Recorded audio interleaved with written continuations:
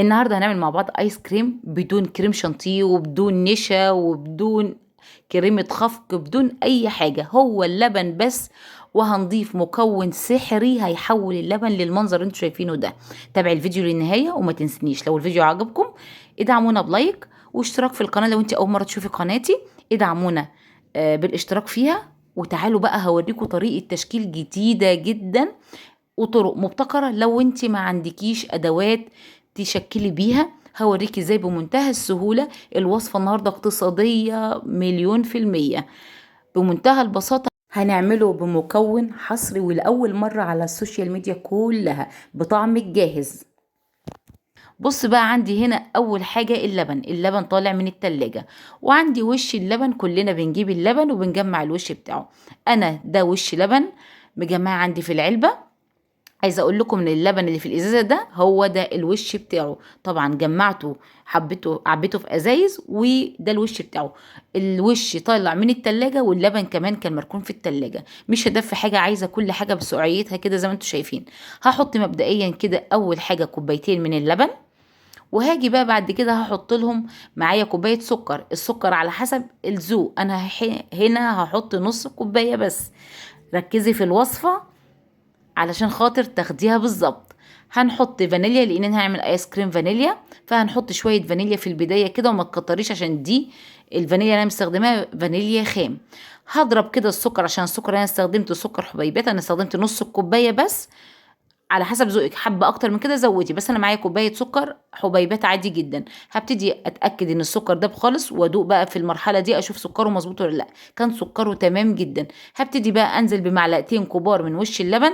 عايزه اقول لك انا ضفت هنا القشطه واللبن كنت لما الوش بتاعه، يعني اللبن كان يعتبر بدون اي وش، بس لبن لازم يكون اللبن دسم جدا، لبن بلدي كويس، لبن كامل الدسم. وهنحط له القشطه فهيختلطوا مع بعض كده بالمنظر ده. تخيلي بقى اللبن مع القشطه، يعني انت بتاكلي ايس كريم غني جدا. مش هنحط كريمه. الوصفه النهارده اقتصاديه تماما لان الكريمه غاليه جدا زي ما قلت لكم. في ناس بتشتكي الكريمه غاليه، فاحنا النهارده نعمل وصفه اقتصاديه جدا. بص بقى المنظر بيبقى عامل ازاي. هيكتل معايا طبعا القشطه اتضربت وهي ساقعه، فهتبتدي نوعا ما تفصل حاجات بسيطه جدا. انا ما تطوليش في ضربها عشان ما تفصلش منك في الخلاط. فطبعا حتى لو حسيت ان هي فصلت شويه هبتدي بقى بعد كده اديها ضربه بالمكون السحري هيحولها تماما. تعالوا هنا المكون السحري بتاعنا، ودوت سر الايس كريم بتاع المحلات. انا جايبه الوصفه من محل الايس كريم نفسه، صديق ليا فاداني الوصفه.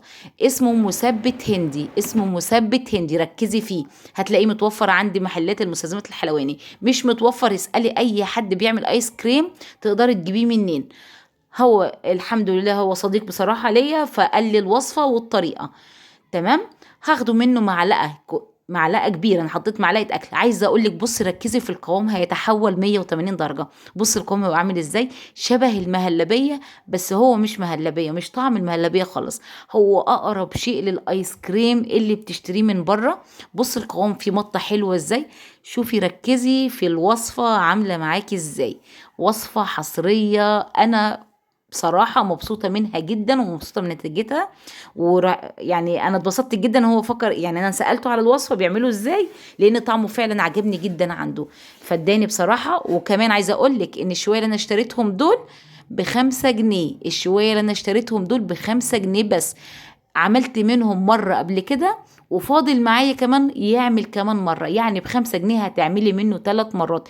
انا سألت منه الكيلو بتاعه بكام، قال لي انا مش ببيعه بس هو اداني كخدمة، يعني ان هو بيعمل ايس كريم فاداني منه شوية صغيرين كتجربة اجرب الوصفة بتبقى عاملة ازاي. فاداني ب5 جنيه. هو قال لي الكيلو بتاعه بيعمل 160 جنيه، فانت لو هتشتري الكيلو بتاعه ب160 اشتري 50 جرام زي ما انا جبت. يعني 50 جرام هيعمل معاكي 3 مرات الكمية اللي انت هتشوفيها دي. تعالي بص هنا انا قسمته في العلبة، وطبعا معلش انا اسفة جدا ما جابتهاش الكاميرا الخطوة دي. فخدت شوية صغيرين سبتهم، يعني قسمت الكمية هوريكم هقسمها على كذا مرة. خدت هنا الكمية الكبيرة شلتها في علبة، وخدت هنا شويه وحطيت لهم شويه سكر، وحطيت لهم معلقه واحده بس من الكاكاو الاسباني، ووريتك شكله بيبقى عامل ازاي. معلقه واحده منه كفاءه تعمل اجمل ايس كريم. مش بكتره على فكره، مش كميه تحطيها مثلا 3 4 معالق، والناس بتقول لك نص معلقه، نص كوبايه وربع كوبايه، لا مش بالكتره خالص. الكاكاو الاسباني اقل نسبه منه بتخليه طعمه حلو. وكل ما بتكتري كل ما بيمرر معاكي على فكره، عشان تكوني ملاحظه النقطه دي. بص القوام بتاعه عامل ازاي، تحفه. اديتيله ضربتين كده لغايه ما السكر داب. وانا اسفه معلش، تعتبر الوصفه واضحه جدا في التصوير. انا حطيت كوبايه لبن عشان اخفه شويه.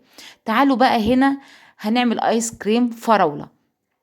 عندي كوبايه من الفراوله، انا مش هعمل كميات كبيره، انا حبيت اعمل كذا صنف. فجبت كوبايه من الفراوله اللي كنا مفرزينها مع بعض. هتحطيها 5 دقايق بس في المطبخ، ما تخليهاش تفك بجموديتها كلها. ما تحطهاش ولا اي نقطه لبن حتى. اصبري عليها لغايه ما تتضرب كويس جدا. وضفت لها معلقه سكر لان الفراوله ما كانتش مسكره جدا، فضفت لها معلقه سكر، ممكن عسل ابيض اللي متوفر عندك حطيه. وده شكل القوام كريمي جدا جدا طالع من التلاجة. انا ما حطيتش اي حاجه في الفريزر، اللي بخلصه بحطه على رف التلاجة. بص القوام بتاعه عامل ازاي، رائع اكتر من رائع كمان. جربي الوصفه دي واسالي على المثبت الهندي. حطي شويه هنا، هنحطهم هندوبهم مع الفراوله. عايزه اقول لك ان انت ممكن بيه بالكريم شانتيه. لو انت بتعملي وصفه بكريم شانتيه مثلا وبتعمليها في الخلاط، فمثبت الهندي ده هيضاعف الكميه، هيخلي القوام ثابت جدا. وادي قوام الايس كريم بالفراوله. حطيت كل الايس كريم اللي عملته، حطيته في التلاجة، ما حطيتوش يجمد ولا حاجه، لان هوريكم دلوقتي الوصفه احنا هنشكلها بطريقه جديده شويه.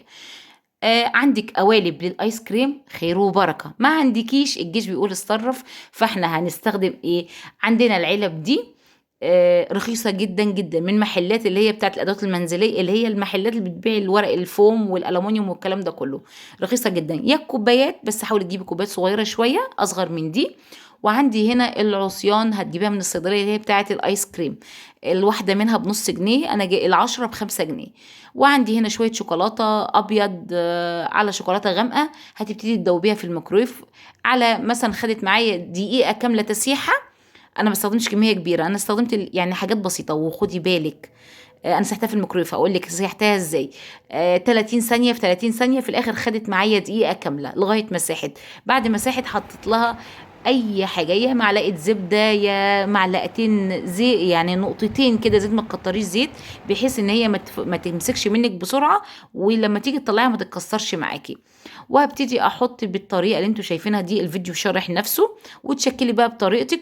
انا دهنت هنا، لو انت كميه الشوكولاته اللي عندك مش كتيره فادهني بالفرشه كده اسهل، لان لو انت طلعتيها يعني غمستيها في الشوكولاته محتاجه منك كميه شوكولاته اكتر من كده بكتير. فدي طريقه يعني نوعا ما اقتصاديه. وعايزه اقول لك لوجه الله، هو ما كانش محتاج اي شوكولاته ولا اي اضافه، مش اكتر من ان انت تحطيه يطلع معاكي زي الاستيك كده. مش محتاج اي حاجه، طعمه غني جدا جدا. خدي بالك انا لما عملت بالشوكولاته اي نعم كانت اضافه، بس في منه ولادي ما حبوش بالشوكولاته، يعني حسوا ان هو تقيل شويه. فانت عايزاها وصفه اقتصاديه تماما، خليه على كده. وانا حبيت طعمه كده قوي. بصي بقى تعالي، لو انت ما عندكيش مش هتحبي تعملي الحركه الاولانيه ولا ده، تعالي اوريكي طريقه تانية. كلنا اولادنا كلنا بيجيب حاجات حلوه، هوز مش عارفه شوكولاتايه بتاع. اغسلي يعني، خلي العلبه بتاعتها وخدي استخدميها بردك كده، وتحطي لها وتحطها بردك في التلاجة، بس حاولي تحطيها جوه كوبايه عشان ما تدلقش منك. تعالوا بقى هنا بردك طريقه جديده، انا بوريكي كذا طريقه للتشكيل وليكوا حريه الاختيار. تعالوا بقى هنعمل كوموكونو.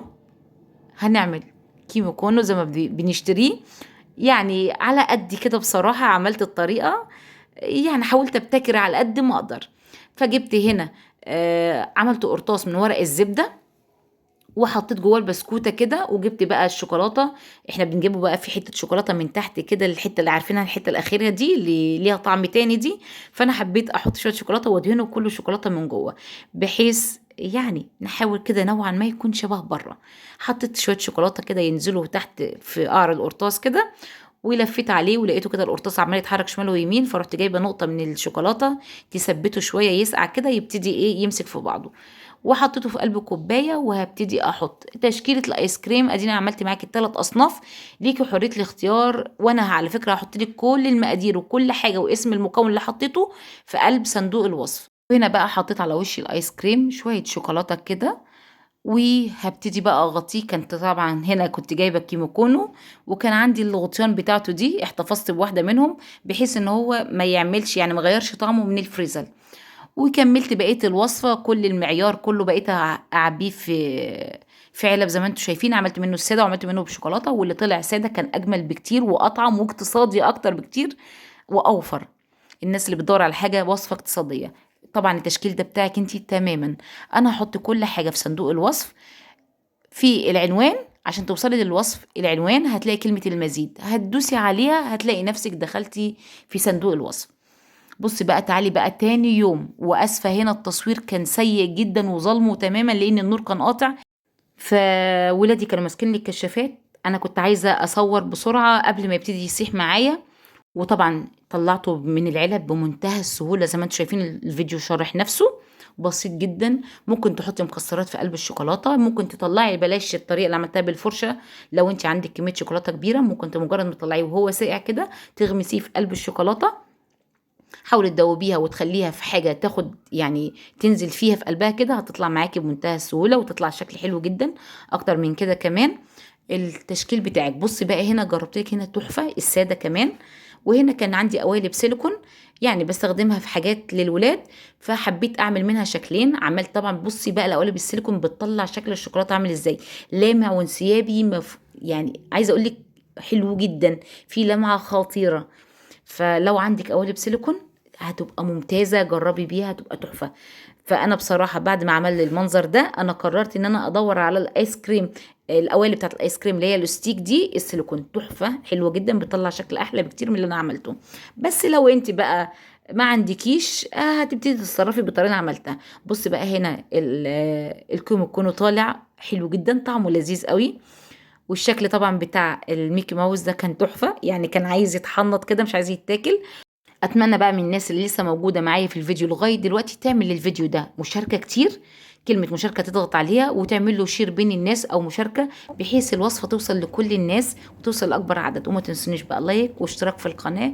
ودمتم في رعايه الله، ونتقابل في فيديو جديد ان شاء الله، وقولوا لي رايكم على الوصفه.